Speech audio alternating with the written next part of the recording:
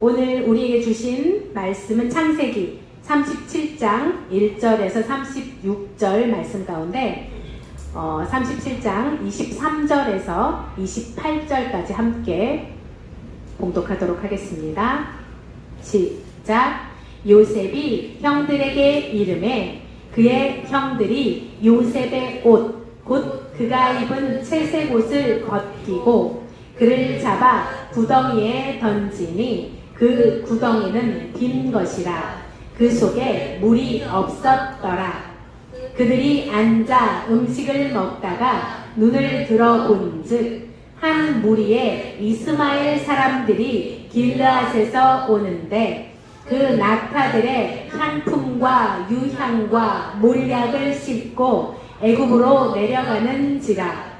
유다가 자기 형제에게 이르되 우리가 우리 동생을 죽이고 그의 피를 덮어둔들 무엇이 유익할까?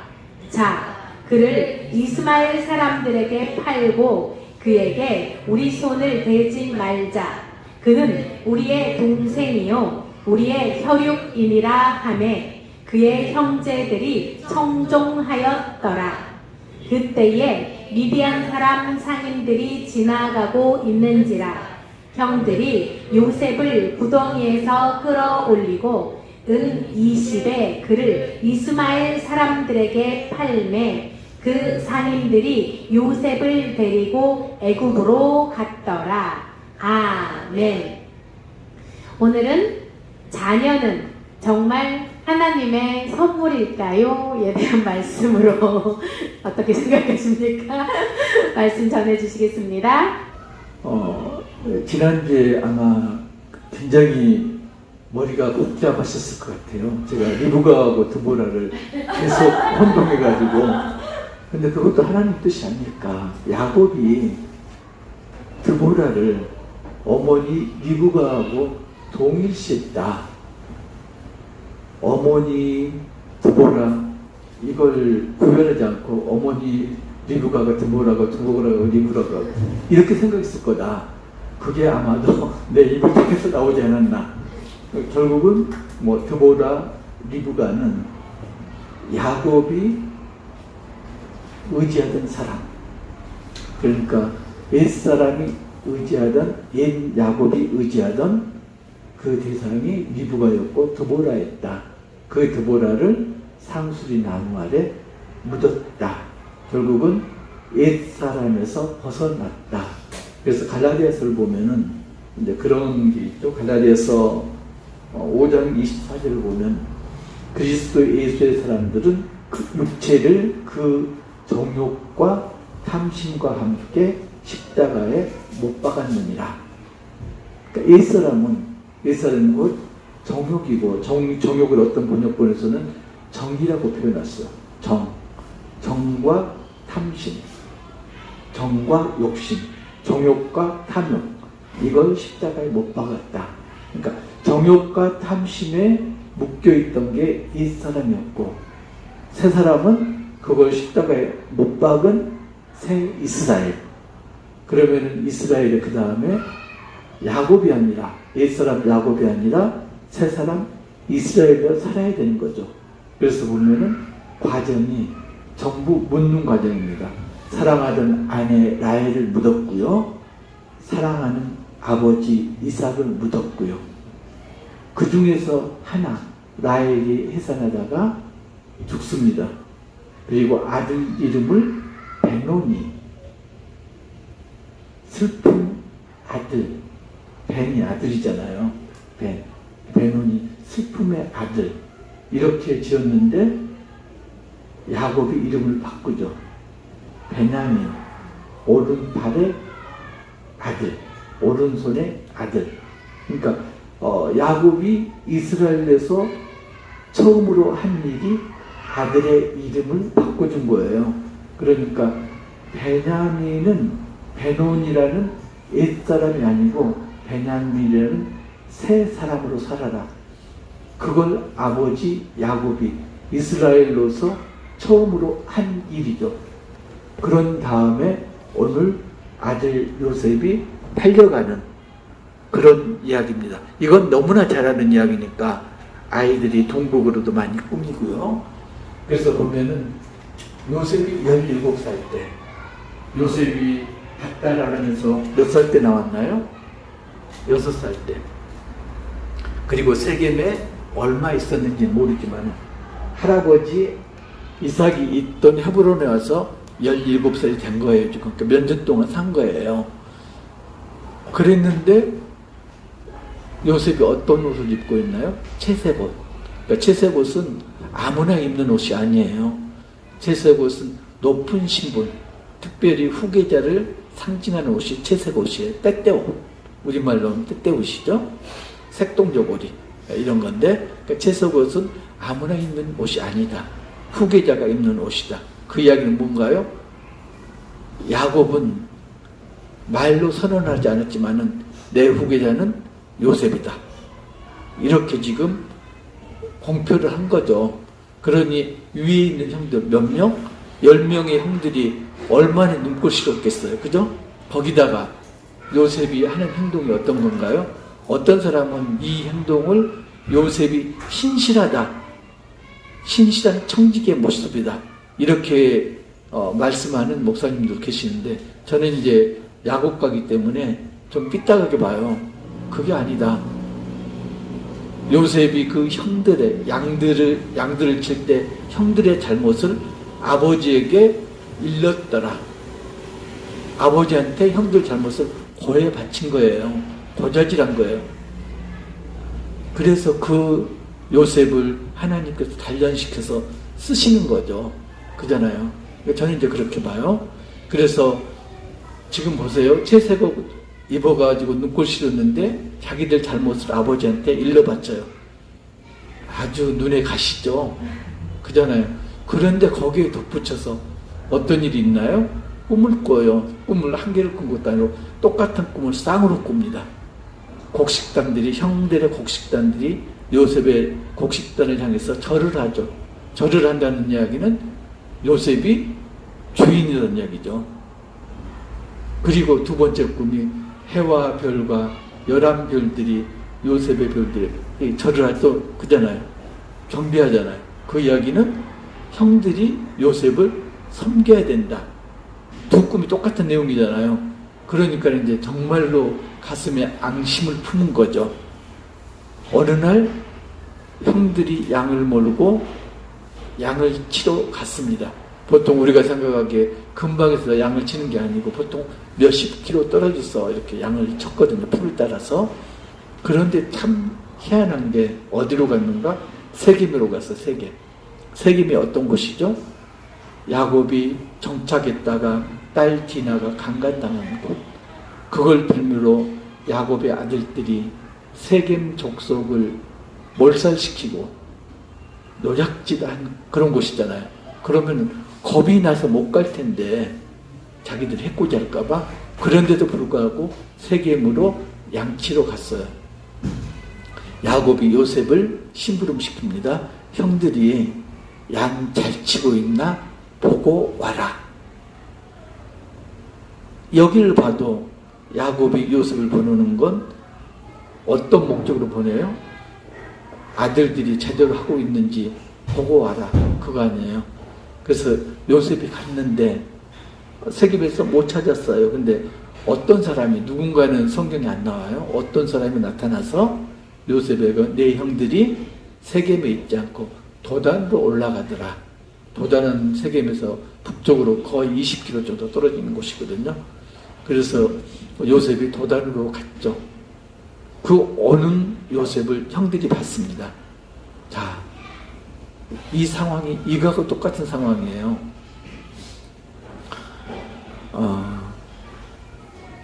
처음에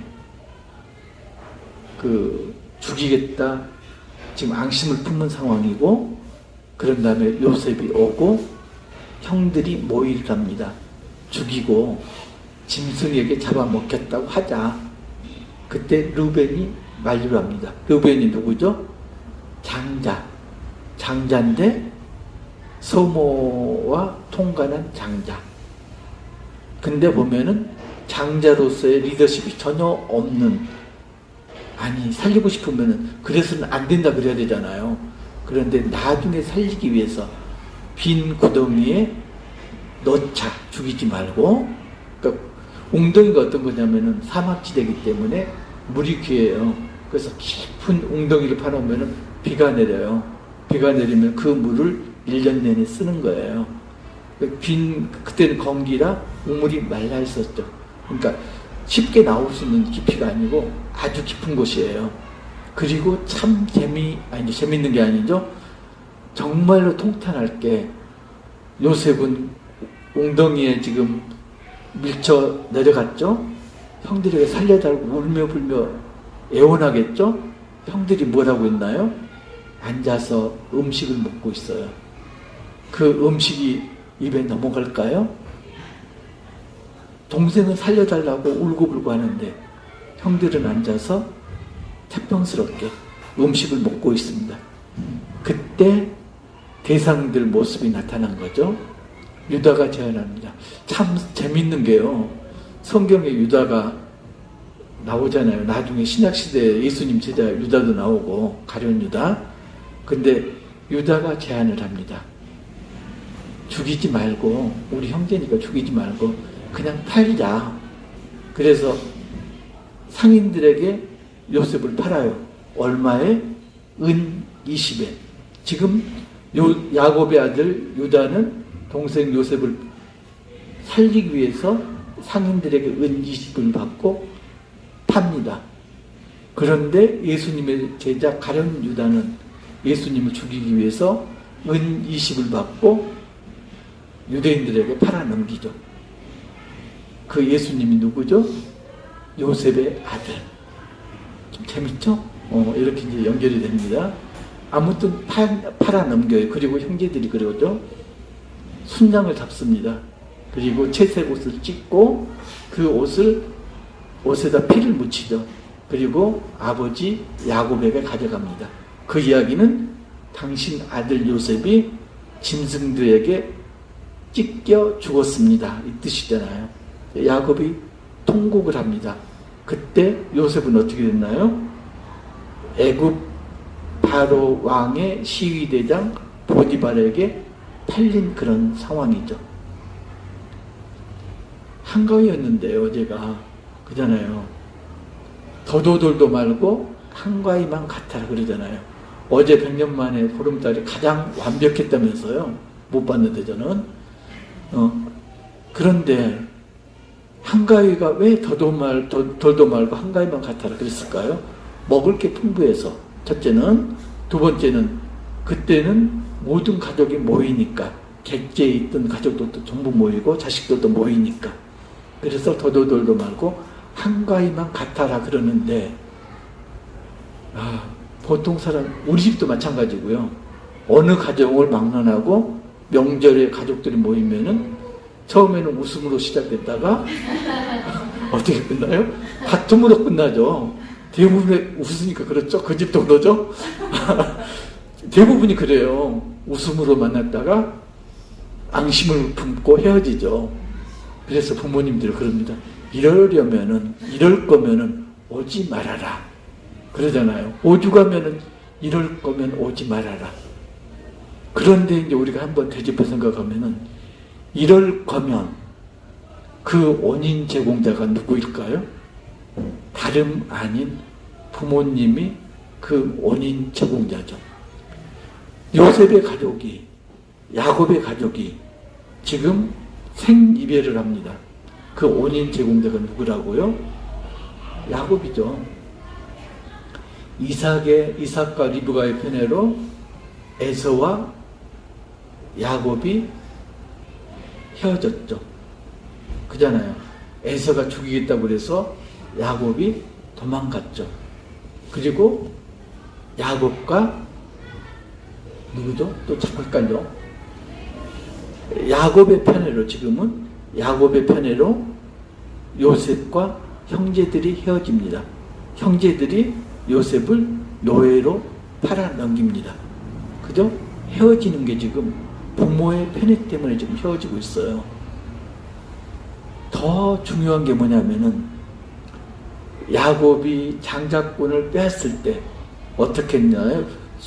리브가가 순양의 가죽을 벗겨가지고 에서처럼 꾸몄잖아요.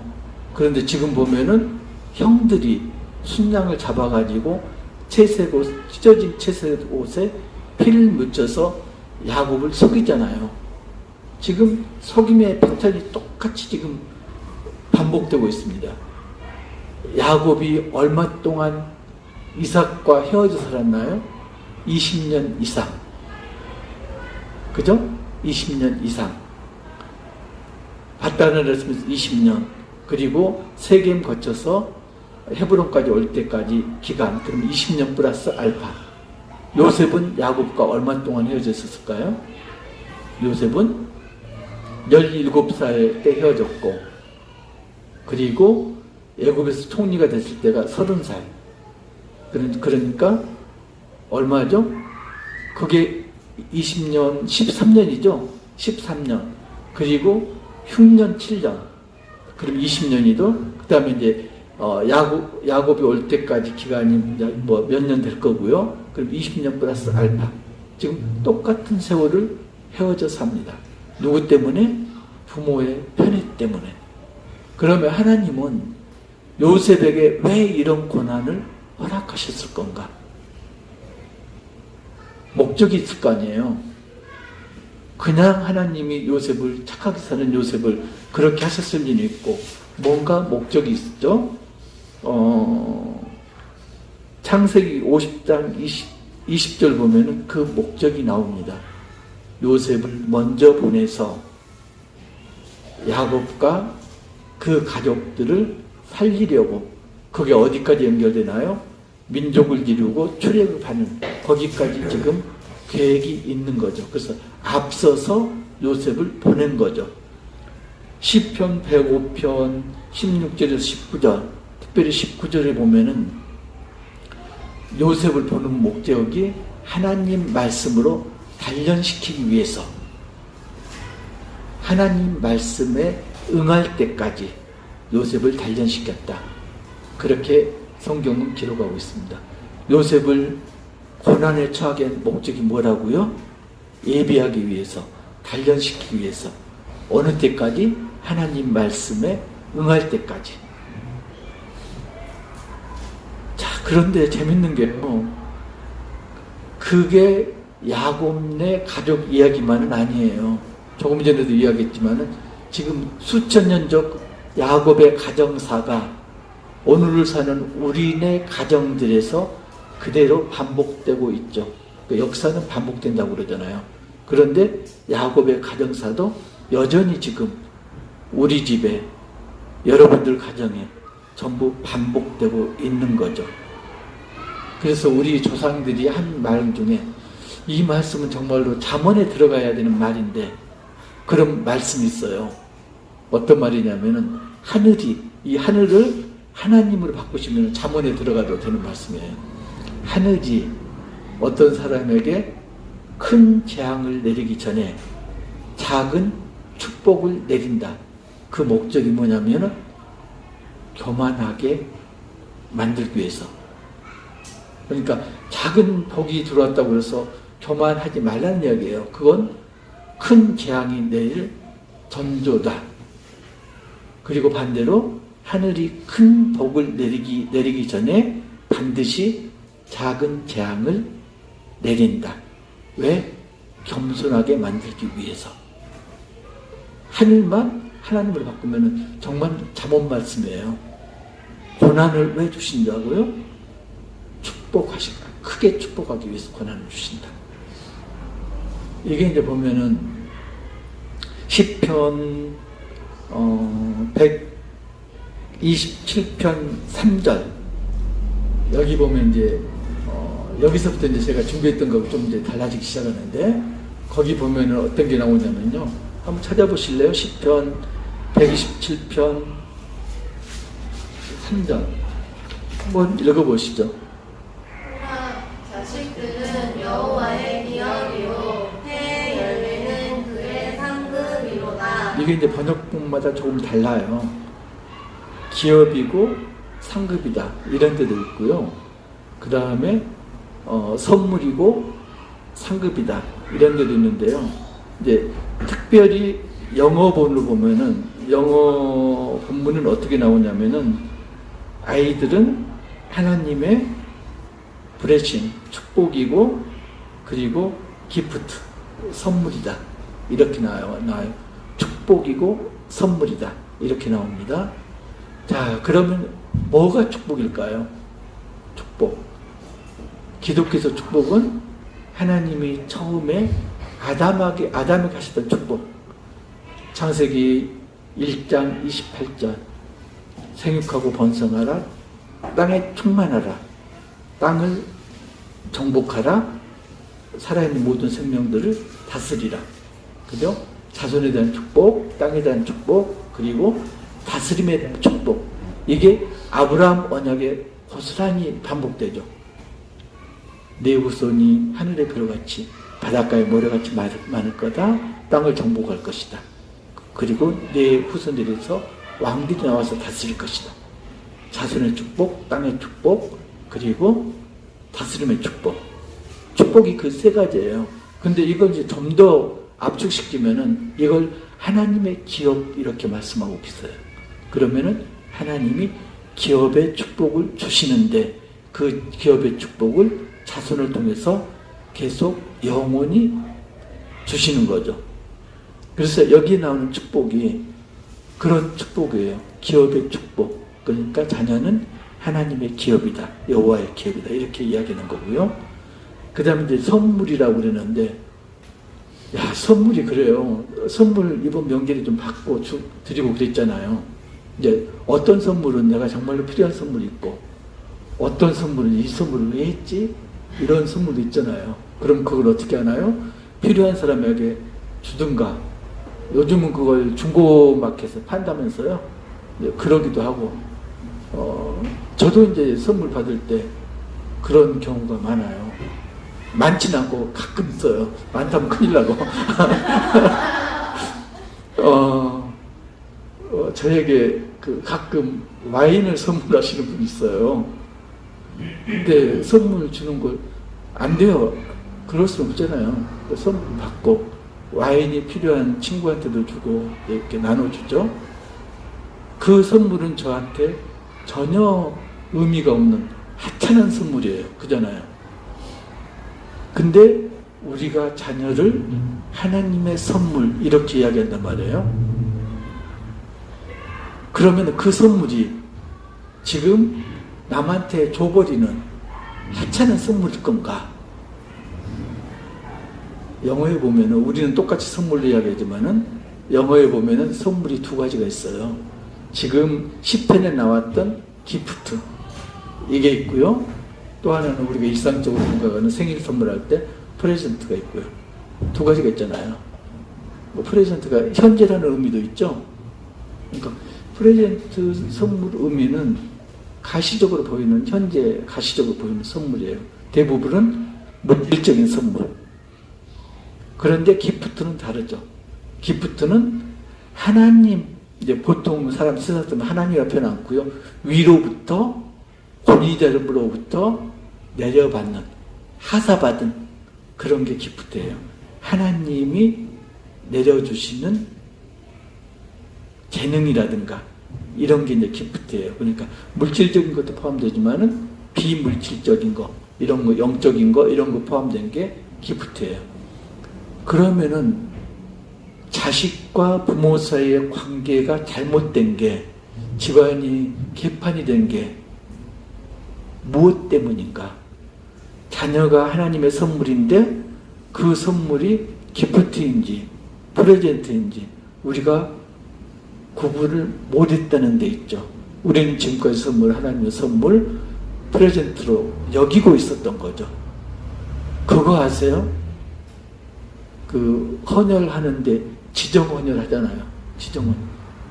어떤 사람에게 내 피를 주세요. 그게 지정헌혈이에요. 저도 지정헌혈을 2번 해봤는데 누구한테 했을까요? 제 아내한테. 아내가 수술 받을 때 피가 필요해가지고 며칠 전에 가서 헌혈을 미리 해놓고 내 피를 수여를 했죠. 그게 지정 헌혈이에요. 헌금도 그런 게 있어요. 지정 헌금을 해요. 그래서 지정 헌금은 제가 교회에서 교회에 헌금을 하는데 이 헌금은 어떤 목적으로 누구에게 써주십시오. 그러니까 뭐 선교 헌금도 있고 구제 헌금도 있어요. 자기를 드러내지 않고 헌금하고 싶을 때 보통 그렇게 하고요. 교회에 헌금을 하는데 꼭 그쪽으로 쓰였으면 좋겠다. 이런 목적성 헌금도 지정 헌금을 할 수가 있어요. 그래서 이제 문제가 뭐냐면은 지정 헌금은 교회 회계에 잡히잖아요. 바로 그쪽으로 가거든요. 우리는 잡아요. 우리는 잡는데 일반적인 교회에서는 안 잡아요. 그럼 무슨 문제가 생길까요? 회계에 안 잡히면은 유용되죠. 가지 않고 중간에 세죠. 그래가지고 큰 교회들이 문제가 많이 생겨요. 우리는 그렇죠. 우리 성도분 가운데도 지정 헌금을 하신 분이 있는데 정확하게 가고 있습니다. 마음 놓으셔도 됩니다. 그런데 하나님이 우리에게 자녀들을 선물로 주셨단 말이에요. 프레젠트가 아니고 기프트로. 중요한 게 뭐냐면은 그냥 기프트가 아니고요. 지정 기프트예요. 각각의 부모에게 지정해서 자녀들을 기프트로 주셨어요. 근데 우리는 그걸 지금 망각하고 있어요. 그래서 프레젠트라 여기고 내 마음대로 내 자식은 해도 된다. 내 마음대로 양육을 하고 있는 거죠. 지정 기프트라는 건 어떤 의미가 있다고요? 그걸 기프트한 사람의 의도에 맞게 사용해야 되는 거죠. 자녀가 뭐라고요? 하나님이 우리에게 지정한 기프트인데 그게 하나님의 기업이다. 그러면 하나님이 우리에게 자녀를 주신 목적이 뭐라고요? 하나님 기업을 하나님 뜻대로 경영하기 위해서. 그래서 그 위탁자로, 위탁 대리인으로 우리를 부모로 삼은 거죠. 그러면 우리는 하나님 기업인 자식들을 어떻게 양육해야 된다고요? 하나님의 뜻대로 양육을 해야 되는 거죠. 내 마음대로 하면은 자녀들이 빗나가죠. 야곱네 가족들이 빗나간 이유가 편애 때문에 그랬잖아요. 편애는 하나님의 뜻이 아니거든요. 그래서 에베소서 4장을 보면 6장을 보면은 에베소서 6장 4절을 보면은 자녀들을 양육하는 방법에 대해서 나와요. 아비들아, 첫째가요. 아비들아, 여기는 어머니도 들어가요. 그러니까 부모들아 그런 이야기죠. 자녀를 노엽게 하지 말라. 노엽게 하는 게 뭔가요? 서운하고 분한 게 노여운 거잖아요. 왜 서운하고 분할까요? 가장 큰 게 편애 때문에. 두 번째가 부모 마음대로 자녀를 좌지우지하기 때문에 자녀를 노엽게 하죠. 첫 번째가 노엽게 하는 거고요. 노엽게 하지 말고 어떻게 하라고요? 교훈과 주님 오직이 들어가요. 주의 교훈과 훈계로 양육하라. 방법이 나왔습니다. 자녀를 올바르게 양육하는 방법. 뭔 안 된다? 내 마음대로 해서는 안 된다. 내 마음대로 하면은 자녀를 노엽게 만든다. 그러면은 빗나간다. 그렇게 만들지 않으려면 어떻게 해야 된다? 오직 방법이 하나밖에 없다. 주의 훈계와 교훈으로 양육하라. 그게 자녀를 올바르게 양육하는 방법이라고 성경에는 지금 적시하고 있습니다. 우리는 지금 하나님 대리인잖아요. 그러면 내 마음대로 하면 안 되는 거예요. 내가 어떤 회사를 위탁받았어요. 위탁 경영하고 있어요. 그러면은 내 마음대로 회사를 운영하면 안 되죠. 나한테 위탁하신 회장님 뜻대로 회사를 경영해야 되는 거죠. 그죠? 마찬가지인 거죠. 하나님이 자녀들을 우리에게 위탁하셨어요. 지정 기프트로. 그러면 우리는 하나님 뜻대로 자녀를 양육해야 되는 거죠. 어떻게? 내 마음대로 해서 자녀를 노엽게 해서는 안 되고 오직 주의 교훈과 훈계로 양육해야 되는 거죠. 그러면 자녀들은 어떤가요? 자녀들은 가만히 있으면 되나요? 부모만 잘하면 돼. 우리는 그냥 있으면 돼. 그래서는 안 되죠. 그래서 에베소서 6장 1절에서 3절까지 나옵니다. 자녀의 할도리에 대해서 나와요. 한번 찾아서 읽어보실래요? 자, 찾으셨으면은 6장 1절에서 3절 시작. 자녀들아, 주 안에서 너희 부모에게 순종하라. 이것이 옳으니라. 내 아버지와 어머니를 공경하라. 이것은 약속이 있는 첫 계명이니 이로써 너희가 잘되고 땅에서 장수하리라. 지금도 마찬가지지만은 옛날에 가장 큰 축복이 뭐였을까요? 오래 사는 거, 장수하는 거, 이게 가장 큰 축복이었죠. 그러니까 장수하는 게 하나님께서 받은 가장 커다란 축복이었죠. 가장 큰 복을 받으려면 어떻게 해야 된다고요? 부모에게 순종하고 부모를 공경해야 된다. 이게 뭔가요? 10계명 중에서 몇 계명? 제 5계명. 그러니까 이게 첫 계명이라고 그러는데 5계명이에요. 왜 첫 계명이냐면은 1계명에서 4계명까지는 하나님께 대한 거잖아요. 사람에 대한 계명 중에서 가장 첫 번째, 5번째 계명이 부모에 대한 계명이죠. 그런데 더 중요한 건요, 이 계명이 옳으니라. 이건 선택사항이 아니에요. 옳고 그러면 문제지 선택사항이 아니에요. 자녀가 할 일은 뭐다? 부모에게 공경하고 부모 말씀에 순종하는 거다. 그러면은 집안에 분란은 없다. 아까 주집사님 기도하시면서 초티 나눔하시면서 모르겠다는 말씀을 하셨고, 닮는 게 두렵다 이런 말씀을 하셨는데, 주의 훈계 교훈으로 양육하면은 아이들이 부모를 공경하고 부모님 말씀에 순종하게 되죠. 어느 때? 하나님의 말씀이 응할 때. 그죠? 그게 오늘이 될 수도 있고 내일이 될 수도 있고 애들이 말 들을 때가 1년 뒤가 될 수도 있고, 그 기간은 뭐 하는 기간이라고요? 하나님이 요셉을 단련시켰듯이 부모인 우리를, 자녀인 우리 아이들을 단련시키는 그런 기간이죠. 그때가 언제라고요? 하나님 말씀이 응할 때. 문제가 그때가 응할 때를 우리가 모르는 게 이제 문제인 거죠. 그때까지 우리가 할 일이 뭐다? 자녀를 위해서 기도하는 거죠. 내가 과연 주의 말씀대로 훈계로 교훈으로 양육하고 있는가? 이걸 우리가 수시로 날마다 빼놓지 않고 점검을 해봐야 되는 거죠. 여러분들 자녀 양육하는 거 자신 있나요? 아까 여목사님하고 이야기하다 나한테 맡겨진 십자가다 이렇게 결론을 내셨는데, 그 십자가가 뭐라고요? 주님이 우리에게 지정해서 주신 지정 기프트. 그 프레젠트가 아니고 단순한 기프트도 아니고 지정하신 기프트.